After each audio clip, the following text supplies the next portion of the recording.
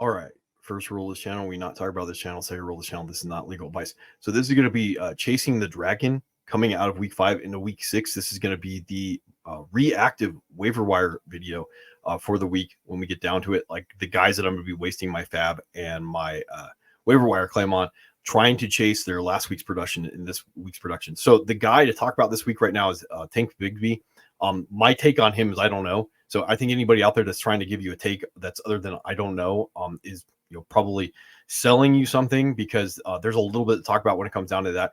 First things first, before we get into breaking the guys down by positions with the reactive waiver wire this week, like if there's defenses available, like we want to be going after them. In this case, like if the Bears are available going up against Jacksonville, they're be a team that I'd be spending on right now.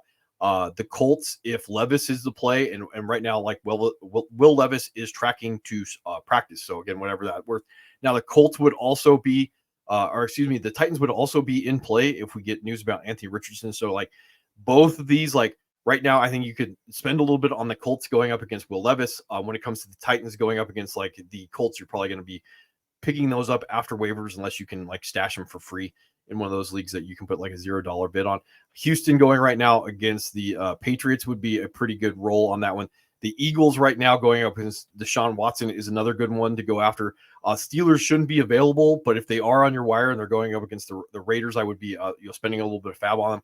And then finally, the Bills right now probably would be a roll against the Jets. The other news with the other reason if the Bills are available on your wire right now, that I would be going after them is week 7. You're looking at rolling them against the Titans. So if you have the ability to go out there and pick up the Bills, you're probably going to get them for like 2 weeks. Like the Jets don't look good, and then you're going to get Will Levis, and we want to be attacking Will Levis at this point.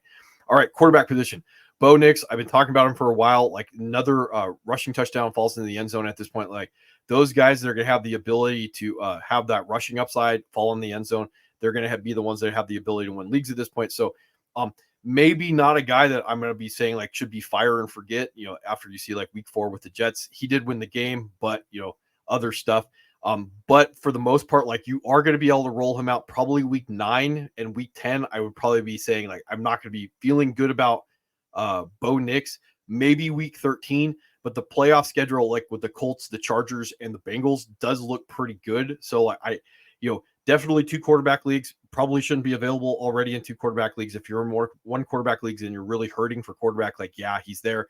The other thing with Daniel Jones, and I would say like this would be negligent, even though I don't trust Daniel Jones to not talk about him at this point. So he does 11 for 38 on the ground, and this is his 3rd game with multiple touchdown passes. Now, the other 2 games, as you can see, like he did Daniel Jones things where he didn't throw any touchdown passes, and he had an interception in 1 or 2, I should say, 2 games on this one. So he does move from I wouldn't touch him with your roster to I would touch him with your roster at this point if you're in one of those situations where you need quarterback.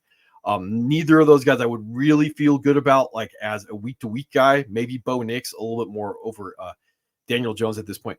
So Tank Bigsby, this is why I think it's going to be so difficult. So he's super hyper efficient on the 40% snaps that he gets. Now, Travis Etienne, the coach Doug Peterson, he did come out and say that Travis Etienne got popped pretty good in the game, whatever that means. So he's dealing with a shoulder injury. He's down to 38% snaps. He wasn't very efficient on the ground, 6 for 17, and they're 7 for 6 for 43. Now, Tank Bigsby did get the goal line work in this game, so that's going to matter. But you're also going to be looking at Dearness Johnson in this one when it comes to like he's at 22% snaps in this game. He's going to be the trustworthy back. He's likely not going to go away, even if something happens to Etienne. Now, why I say like even if something happens to Etienne, right now, like he's all over, or I shouldn't say all over, like Reddit and Twitter and some of the other places that they speculate on what's going to go on with fantasy football. The news is that Travis Etienne may be on that short list to get traded. Now, so you're getting the opportunity with Tank Bigsby that either Etienne's going to get traded or he's hurt or he's going to get hurt, one of those. So like, if you're the Etienne owner, yeah, you're probably dropping a fair amount on Tank Bigsby. If you're not the Etienne owner, like you're looking at some type of timeshare that you're hoping your guy is the guy on that week-to-week basis. That's usually not a good way to be rolling in fantasy unless you're in deep enough leagues where like, that dart throw is really worth it to go after those guys. Outside of that, like even if you get that move by Etienne and he goes down, like he's probably going to be capped out in one way, shape, or form. And then the other thing to talk about with the Jaguars right now, they're not a good offense. They're not a good team. And usually buying pieces of those, like spending a lot of capital on those, we'll talk about Tyron Tracy here in a second, is usually not a good idea. So like, what would I do with Tank Bigsby? Like, it depends on how hard up I am and how much like I'm crossing my fingers and hoping he's the guy, because it's really murky to say how he's a league winner. I guess we could say that there's a possibility that you could get there, but it probably takes a few left and right hand turns to be able to have Tank Bigsby be that league winner when it comes down to that. Now, Ty Chandler, on the other hand, they are going into a bye week, week 6. Aaron Jones did go get an MRI on that hip. So, if I'm spending on a guy and I can wait a week, probably not Bigsby at this point, it would probably end up being Ty Chandler, especially like that matchup that you're looking at when it comes to Tank Bigsby is going to be like Chicago. Chicago's like one of the better defenses right now. Ty Chandler, can I wait a week and roll him against Detroit? That would be something I'd be a little bit more interested in. Now, the caveat to Ty Chandler, he's probably a better athlete than he is a football player. CJ Ham and Myles Gaskins got red zone opportunities on top of that. CJ Ham, the fullback, he did cash his opportunity in. So you are probably looking at some type of capped out RB2 in that like 60 to 70% range. The trustworthy work's going to go to CJ Ham in that case. And then whatever's left to a really good athlete is going to be what you're going to be buying when it comes to Ty Chandler. And that's that big if asterisk if Aaron Jones is down. Now, if you're the Aaron Jones owner and you haven't cuffed yet, and I always say like roster your cuffs, and that means like yours and everybody else's, I'd be going after Ty Chandler in that case. Now, Tyrone Tracy, I don't know your league. He shouldn't have been available. I've been talking about him. If you've been following the channel, like since like the preseason, he finally gets his chance, and it didn't even look like the coaches really wanted to give him his chance until like Eric Gray, the other running back, like fumbled on the 1 yard line, and that guy returned for a touchdown. And then they're like, hey, let's go find out what we got with Tyrone Tracy. And I won't throw the term out like naturally gifted very often. He's a converted wide receiver, but some of the runs that he had were just like pretty. And, that's just how it goes sometimes. And he does, on 63% snaps, 18 for 129, another 2 for 1 in the passing game. Now, I bring up the passing game because I could definitely see one of the things that we do like from a fantasy football perspective is design passing work. Again, converted wide receiver, and then he's naturally gifted again in the running game. Now, the problem with Tyrone Tracy, if he's available, there's multiple problems. One, probably not going to be a good offense. Now, does that mean that the Giants are going to be bad? Well, if we get more neighbors, then maybe they're not going to be bad at that point, and we can get a little happy about some of the other guys that are better athletes than they are football players when we're talking about like him versus Devin Singletary. And the problem with Tyrone Tracy is when Devin Singletary comes back from the groin, and you may get a 1 week rental, one more week when it comes to Tyrone Tracy. On top of that, at that point, like when are the coaches going to phase Tyrone or Devin Singletary out of the offense to such an extent that you're going to get another 20 combined touches in a game? And again, like we want the red zone opportunities. Last week, the red zone opportunities didn't go to Tyrone Tracy. All of them went to, I think all of them went to Eric Gray at that point. Now, moving on to the wide receiver position, I don't know who's available in your league. When I talk about like Darnell Mooney, he did have another week with over 100 air yards. I don't have my notes pulled up right now. 98% snap, 16 for 9, 105, 2 touchdowns. I don't know how many more weeks you're going to get 50 pass attempts by the Falcons, but at this range of about like 8 targets a game, that would put him like as a fringe wide receiver 2, wide receiver 3. So like, yeah, at that point, to chase him in that case, if you need those wide receivers, because there's going to be a limited amount of guys at this point in the season that are going to have like quote unquote league winner. And I will talk about our boy Dontavian Wicks tomorrow. Like there's some good and some bad with that. I'm hoping I can get some more of the tape on him. Jaylen Tolbert.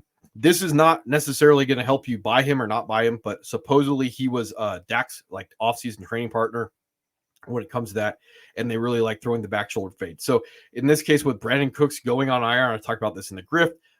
He should have already been snatched up. So if he's available, he's available. If he's not, he's not. So he's going to be in that range of probably like, I would feel pretty good for the next 4 weeks rolling him out in that like flex wide receiver 3 range, maybe like desperation wide receiver 2 if I need to. Again, you're probably going to be looking at like 6 to 10 targets. It's going to be very difficult to guess when they come down. He did get red zone targets. He did have over 100 air yards. This is generally stuff that I'd be like, yes, but you got to remember, like at best, he's going to be competing with targets with CeeDee Lamb. At worst, he's going to be competing with targets with CeeDee Lamb and one of the few like tight end unicorns in Drake Ferguson. When like you're talking about your ability to predict if he's going to be able to maintain something along this down the line. Now, Alec Pierce, if he's available in your league, you're probably like in a shallower league, but he should be one of the guys that you can pull off the waiver wire on a week-to-week basis and plug him in your lineup. I don't have much to say about that. 12 targets for Josh Downs in this game, did have some air yards. This is going to be another one that's going to be like, hey, is it Joe Flacco? Then yeah, I'm probably interested. If it's not Joe Flacco, I'm probably not interested, especially when you're doing a guy that's going to do like 61% snaps in this game. Darius Slayton, this would be like heavily based off Malik Neighbors. So if you're in like deep enough leagues where you're like hurting at wide receiver and you can speculate on Malik Neighbors missing another week with a concussion, even with Neighbors necessarily coming back, like he might have enough. Again, like I don't know how many weeks that teams are going to allow Malik Neighbors to do like double-digit targets going forward. But again, like outside of like I'm going to throw these guys in dart throw land, I don't know how much I would track this. Now, can we talk about maybe there's a possibility with Malik Neighbors and the offense being better that we have like the rare wide receiver handcuff, maybe if you're in that type of league. Haven't watched Juju yet on Monday night. Don't have the snap shares, don't have any of that stuff. So I don't have anything to talk about other than you're getting 8 for 7 for 130 attached to Patrick Mahomes on a 1 week sample size. Now, how much I would trust this, especially like how good the offenses look, I don't know. If you're into that type of thing, he may actually end up being the number one waiver wire ad when it comes to wide receivers this week. Like, I don't know, how much I would be like really interested in it. Like, that's up to you. I'll talk more about him tomorrow and after waivers. Jordan Whittington, if you have the ability to wait a week, this would be another one. Like, he follows up 8 for 6 for 62 on 97% snaps with 92% snaps, 10 for 7 for 89. Now, the caveat to this, and this is a good thing and a bad thing, Cooper Kupp would be tracking to come back week 7 after the bye. At that point, like maybe you're getting the number 2 behind Cooper Kupp, and now we can start maybe talking about like those 6 to 8 targets being a little bit more consistent when targets are not going to Cooper Kupp. Now, not a lot of air yards, a lot of yak from what I remember of my notes. And then finally, like Michael Wilson, probably going to be a solid play as a low end 2 or high end 3, like flex, something like that. Did have more air yards in this game than Marvin Harrison, 6 for 5 for 78. None of the wide receivers had high snap shares. Like I think Marvin Harrison's snap share in this game was like 76% snaps. If you're worried about that in this last game, to go out and get your Michael Wilson shares, and you'll probably in deeper leagues, probably wouldn't go as far as to say that like he is a weekly stash, but we are going on the bye weeks. So like if these guys are available and you need to be rolling them out. I don't know what's going on in your league. Tucker Kraft shouldn't be available. He's the only tight end that I would really be chasing that's not named Zach Ertz. I'll talk more about Ertz tomorrow. I don't know if I would necessarily be chasing these guys. Like Zach Ertz was like 8 for 2. He did have some air yards in this game, lower snap share in a blowout. But if Tucker Kraft is available, like I probably would be more interested in Zach Ertz to be the number 2 in that offense than like trying to predict who's going to be the guy in a week-to-week basis for the Packers. But this is the show, like Chasing the Dragon. That's why it's there when it comes down to that. If you're looking at like the box score and then going out and trying to find it, like if you're following this channel, you should have already, like Tucker Kraft should have probably already been picked up. Like I don't know, he should have been drafted at this point, if not early in the season when the snap share said like 96% snaps coming out of week 1. And then Zach Ertz, if you're wondering about that, and I can pull him up maybe on my notes, maybe not. And he had a fair amount of air yards in this game to go along with those 8 targets, and he had red zone opportunities. So if there's a guy that I would be chasing out of these guys, it would probably be Zach Ertz. 57% snaps. Remember, this was a blowout. 70 air yards, 4 red zone targets. Like, yeah, that's the guy that I'd be probably chasing at this point over Tucker Kraft. Like that 85% snaps, 5 for 4 for 88, 2 touchdowns coming off of 86% snaps, 9 for 6 for 53 and a touchdown. Yeah, like you're chasing the dragon on this one. When it comes to like Zach Ertz, like that, what he did, 8 targets, 70 air yards, 4 red zone, like he's going to have that spike week. And it's going to happen like sooner rather than later. So like if you're chasing that, like he should already be in your lineup. So anyway, that's about all I got for Chasing the Dragon this week, and I'll be back tomorrow night with after waivers.